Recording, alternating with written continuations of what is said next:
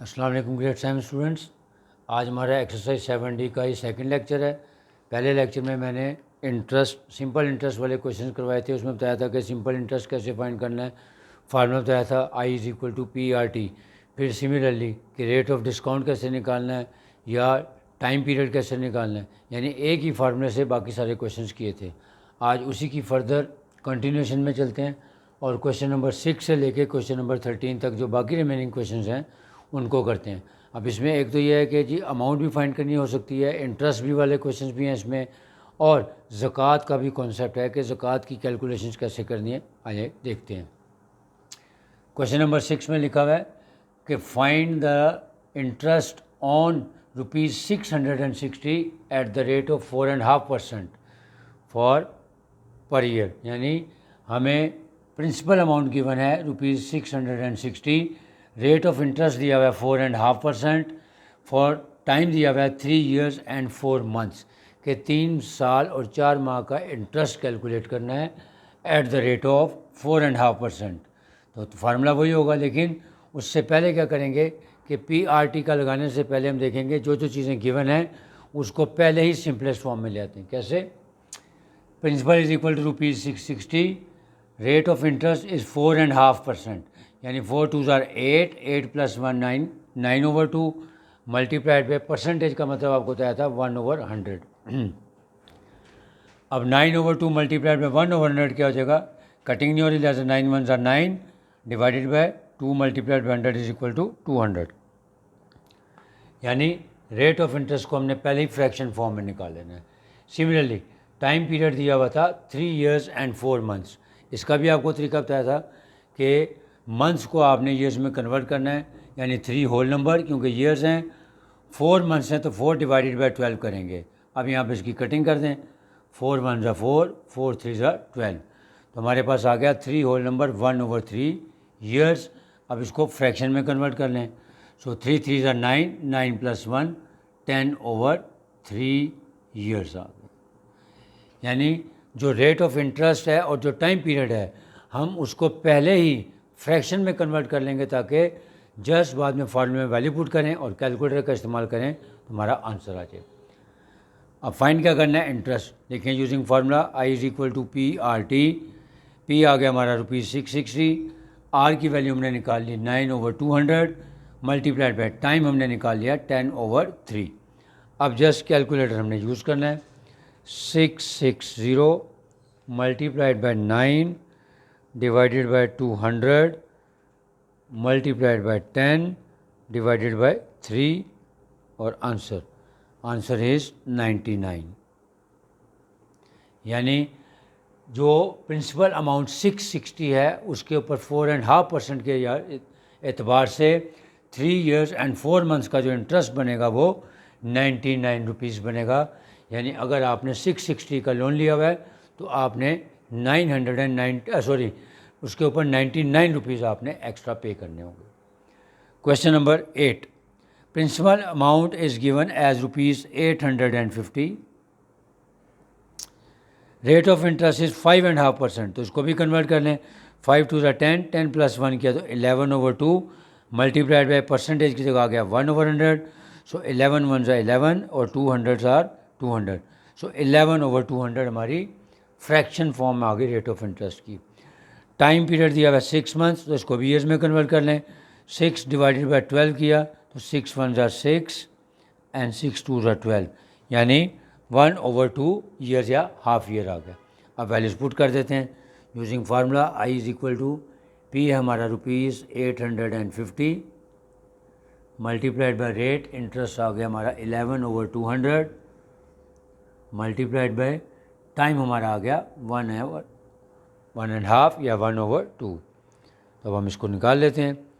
850 divided by 2 multiplied by 11 divided by 200, ₹23,300 ₹23.375। तो interest की amount आ गई ₹23.375। इसका मतलब क्या हो गया कि 850 रुपये पर जो इंटरेस्ट बनेगा फॉर 5.5% फॉर हाफ ईयर, यानी 6 मंथ मीन हाफ ईयर, वो बनेगा ₹23.375। क्वेश्चन नंबर 9 में गिवन है प्रिंसिपल अमाउंट गिवन है 560, रेट ऑफ इंटरेस्ट इज़ 3%, तो इसको कन्वर्ट करें 3 मल्टीप्लाइड बाई परसेंटेज की जगह गया 1/100 यानी 3/100। अगेन इसमें भी जो पीरियड दिया हुआ है वो 6 मंथ्स का दिया हुआ है, इसको कन्वर्ट कर लें 6 डिवाइडेड बाई 12, तो 6 1 ज़ा 6, 6 2 ज़ा 12 यानी 1/2 यानी हाफ ईयर आ गया। अब हमें इसमें अमाउंट फाइंड करनी है। तो अगर आप देखेंगे पहला लेक्चर, उसमें मैंने आपको बताया था कि अगर हमें कहीं पे डायरेक्ट अमाउंट कैलकुलेट करनी हो तो हम उसके लिए डायरेक्ट फार्मूला यूज़ कर सकते हैं। Amount is equal to P into 1 plus RT, यानी P का मतलब है प्रिंसिपल अमाउंट, R का मतलब रेट ऑफ इंटरेस्ट और टाइम का मतलब पीरियड। तो हमने तीनों चीज़ें दी हुई थी, प्रिंसिपल है 560, रेट है 3/100 और टाइम हमने कैलकुलेट कर लिया 1/2। अब जैसे इसमें वैल्यूज पुट कर दें और डायरेक्ट अमाउंट निकाल लेते हैं। So P is equal to, P की जगह आ गया हमारा ₹560 स्क्वायर ब्रैकेट 1 फार्मूले का, प्लस R की जगह वैल्यू हमने निकाली 3/100 मल्टीप्लाई बाय टाइम हमने निकाला 1/2। अब आपने इसको कैलकुलेटर से इजीली कैलकुलेट कर लेना है। पहले आपने ब्रैकेट को सॉल्व करना है, फिर जो आंसर आएगा उसको 560 से मल्टीप्लाई कर देना है, ऐसे जैसे लिखा हुआ है 1 + 3 divided by 100 plus multiplied by 1/2 answer multiplied by 560। सो ₹2884। एक मिनट दोबारा चेक कर लेता हूँ, ज़रा गलत लग रहा है। 1 + 3/100 प्लस मल्टीप्लाइड बाय 1/2। अब जो आंसर आया है इसको मल्टीप्लाई कर देंगे 560 से, मल्टीप्लाइड बाय 560, 568.4 यानी ₹568.4 आया। तो उसके साथ हम ज़ीरो लगा देंगे ताकि 40 पैसास बन जाए। यानी अगर हमें कहीं कैलकुलेट करनी हो अमाउंट डायरेक्टली और हमें प्रिंसिपल और इंटरेस्ट निकालने की ज़रूरत नहीं है, हम डायरेक्ट इस फार्मूले की मदद से अमाउंट कैलकुलेट कर सकते हैं। दूसरा तरीका था कि यहाँ पे पहले मैं इंटरेस्ट निकालता PRT के फार्मूले से, फिर अमाउंट निकाल लेता प्रिंसिपल प्लस इंटरेस्ट करके। लेकिन क्योंकि सिर्फ अमाउंट पूछी है तो हमेशा डायरेक्ट फार्मूला लगा सकते हैं कि A is equal to P into 1 plus RT, values put करने के बाद कैलकुलेटर यूज़ करें और आप डायरेक्ट अमाउंट कैलकुलेट कर लें। Next question number 11। अब क्वेश्चन नंबर 11 में ईयरली सेविंग्स दी हुई हैं और अमाउंट ऑफ ज़कात कैलकुलेट करनी है। आप मेरा पिछला लेक्चर देखेंगे, उसमें मैंने बताया था कि अमाउंट ऑफ ज़कात को कैलकुलेट करने का एक ही फार्मूला है, उसको हम 3 तरीके से लिख सकते हैं, यानी 2.5%, 2.5%, या जब हम इसको सिंप्लीफाई करते हैं तो वो 1/40 बन जाता है। तो वैसे ही करेंगे। पहले लिखें सेविंग्स कितनी हमारी ₹4 लाख। रेट ऑफ ज़कात हमेशा 2.5% होता है। अब इसको कन्वर्ट कर लें, 2 2 ज़ा 4, 4 + 1 5/2 मल्टीप्लाइड बाय परसेंटेज की जगह आ गया 1/100, कटिंग कर दी 5 1 ज़ार 5 20 ज़ार, सो 1/40 ये हमारा रेट ऑफ ज़कात आ गया। अब अमाउंट ऑफ ज़कात निकालने का आसान है फार्मूला कि अमाउंट ऑफ ज़कात is equal to savings multiplied by rate of ज़कात। तो सेविंग्स है हमारी ₹4 lakh multiplied by rate of ज़कात हमारा फ्रैक्शनल फॉर्म में था 1/40। अब इसको मल्टीप्लाई करें, कटिंग कर दें तो आंसर आ जाएगा ₹10,000, यानी 4 लाख रुपए पर 10,000 रुपये से ज़कात पे करना पड़ेगी। Next question number 12। इसमें सेविंग अमाउंट दी हुई है 93,800, रेट ऑफ ज़कात वैसे लिखेंगे 2.5%, यानी 5/2 मल्टीप्लाइड बाय 1/100, फिर 5 1 ज़ार 5, 5 20 ज़ार 100, तो फिर हो गया 1 1 ज़ार 1 एंड 22 ज़ार 40।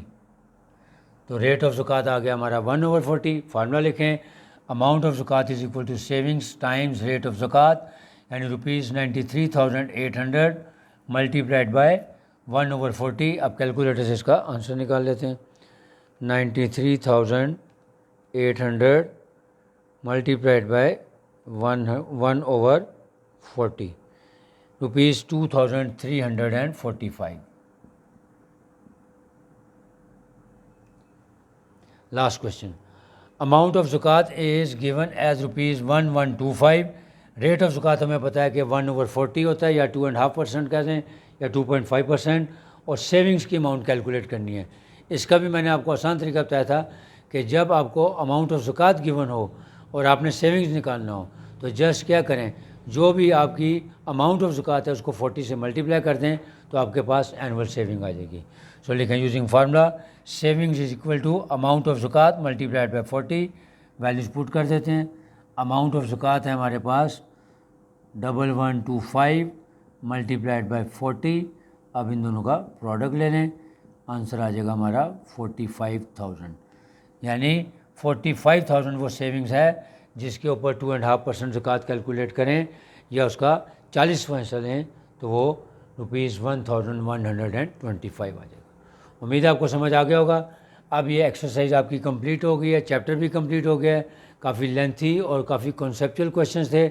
मैंने अपनी तरफ से भरपूर कोशिश की है कि हर तरह का क्वेश्चन आपको करवाऊँ, प्रॉफिट एंड लॉस, फिर उसके बाद discounted price, selling price, cost price, profit और फिर लॉस, सारी चीज़ें आपको करवाई हैं। इसी तरह फिर आपको फाइनेंशियल अर्थमेटिक की जो सेकंड स्टेज थी 7B में, उसमें डिस्काउंटेड प्राइस का कॉन्सेप्ट दिया था। फिर 7D में हमने रेट ऑफ इंटरेस्ट का, ज़कात का और ये सारे कॉन्सेप्ट देखे हैं। उम्मीद है आपका कॉन्सेप्ट क्लियर हो गया होगा इंशाल्लाह। अब जो हमारा नेक्स्ट लेक्चर होगा वो एक नए टॉपिक के साथ आपकी खिदमत में दोबारा हाजिर होऊंगा। तब तक के लिए अल्लाह हाफ़िज़।